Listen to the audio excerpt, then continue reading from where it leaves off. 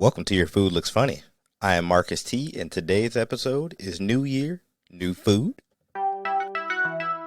I'm not eating that. I'm not eating that. All right, so before I get started today on some New Year, New Food, I just want to explain some stuff about the show. If you haven't listened before, this is Your Food Looks Funny. So we're here to talk about what people don't like eating, right? It's all about being picky. So this show is essentially a picky eater's paradise. What you don't like, other people don't like too. So get to know your community. Go back and check out further episodes that we've had before. This is episode 26, 27. I keep losing track. It's a new year though. New year 2021. 2020 is far in our rearview mirror. Okay. And one more thing. Thank you all for those who donated last year to the show. If you haven't donated yet, you still got time. There's always time. Go to yourfoodlooksfunny.com. Check out the donate tab on there. But the fine folks that donated to the show last year have given us some new equipment. So we're working with a new mic this year. New mic. Thank you guys. I appreciate your contributions. It is going towards this show. Trust me. So beyond that, as I'm getting used to this new mic, bear with me. But this first episode, I'm going to talk about a family health challenge. So that'll be the basis of what this show is about. So background on this, for about the past, I don't know how many years, at least 6 or 7, I'm guessing, our family has been having a family health challenge that normally goes from the beginning of the year until Memorial Day, somewhere in May. So my cousin Denise is a nurse practitioner, and she comes up with some family health guidelines for us to abide by each month. And they start off pretty strict in January.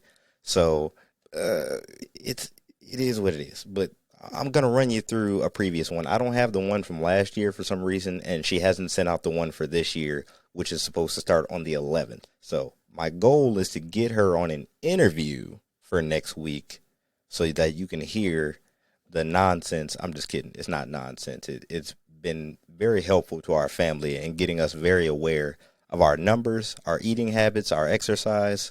It's been very helpful, but where it comes into play with this show is the fact that going from December and holiday season in general, so going through November, Thanksgiving, December for Christmas, it's holiday time. It's a gluttonous time of year. To now, I suddenly have to watch what I'm eating. Here's my reference as to what we had. This was from February of 2 years ago. So January one is normally worse, but I found the February one in my email, and hopefully I can get her to talk about some of this stuff and how she comes up with it. But for now, this is what I got. So for February of 2019, we had to have lean meats. So normally it's more strict in January, but for February of 2019, we had to have lean meats, fruits and vegetables. Replace your white with brown, as in rice and bread. No fried foods, no sweets, no sodas, no smoking or alcohol, and Valentine's Day was a free day. I'm pretty sure the Super Bowl was too, but I'm not sure if it fell it's usually in February. I think that was a free day too, but she didn't have it on here. Normally she'll give us a free day on certain holidays and events, but again, this sounds like Thanksgiving dinner right here. No fried foods, no sweets, no sodas, no smoking or alcohol, and Valentine's Day is a free day. I'm not a smoker and I don't drink. It wasn't even a health conscious thing. It was based off of the fact that I didn't feel like paying for an alcoholic beverage when I can get water for free. Come on. That's just how I am when it comes to that. So as far as this challenge, I haven't seen what January is going to be for this year, but I'm expecting it to be like this and then some. Normally she adds in no red meats and some other things, but I don't want to. I don't want to. I was just having this discussion with my wife. And the fact of going from, today we had pizza. Today we had deep dish Detroit style pizza. Okay? I love pizza. But based off of the fact that I'm now not allowed to have the pepperoni that comes on it, I can't have excessive amounts of breads and stuff. I want it though, right? I want it. And whenever I think of this challenge, it's my own mind working against me. I'm just thinking cauliflower everything, right? I'm thinking brown rice. I'm thinking like oatmeal and whole grain stuff. Ugh. Oh, it just traumatizes me sometimes because you get used to eating the fats and the oils and the sweets, and they're just so good, but they're so terrible, terrible for you. Terrible. Converting is hard. That's basically what I'm just trying to say. Converting from a November December diet to a January health challenge is tough, and a lot of people try to do it. And I'm not going to get into the full extent of people trying to exercise and gym memberships, boosting 1,000% at the beginning of the year every year. I'm not worried about that. I can get a little bit more active. It's tough too. It's tough. But eating is something you have to do every day. You don't have to get up and go walk somewhere. You can sit down, you can couch potato it. COVID has helped us stay in the house more often, but the fact that you have to eat pretty much every day.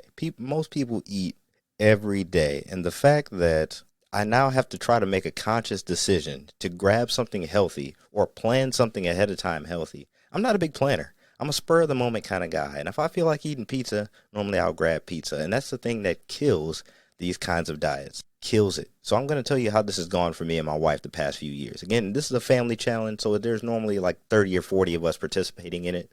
But every year, me and my wife start out strong. The first week, just the first week, 7 days. We have 7 days that we're in on this challenge. We're all in. I've gone shopping. I've gotten every piece of equipment. I've gotten every food item that I needed to get this accomplished. And, we got a week worth of meals. We got it all planned out, ready to go. She's on board. I'm on board. I got salmon prepackaged. We got some brown rice, maybe some cauliflower, some good vegetables. As soon as we start running out of this stuff, which is after that first week, it gets real. It gets real. Planning your menu at the spur of the moment. So if you wake up in the morning, you don't know what you're about to eat for breakfast. It's all downhill from there. You don't know what you're having for breakfast. Your stomach rumbles. By the time you scramble to get what you're going to eat for breakfast, maybe you got cereal. Maybe we had some yogurt and granola in there. Maybe I got it right. But I've already used up my mental capacity in order to come up with this breakfast. That was a struggle. That was a struggle for me to choose yogurt and granola. And guess what? I'm about to be hungry again in like another 3 hours. What am I having for lunch? I have no healthy snacks on deck. I got a bunch of chips, probably some jerky or something. Some of this stuff is healthy, but not the way I eat it. I don't snack lightly. Snacks in our house do not make it.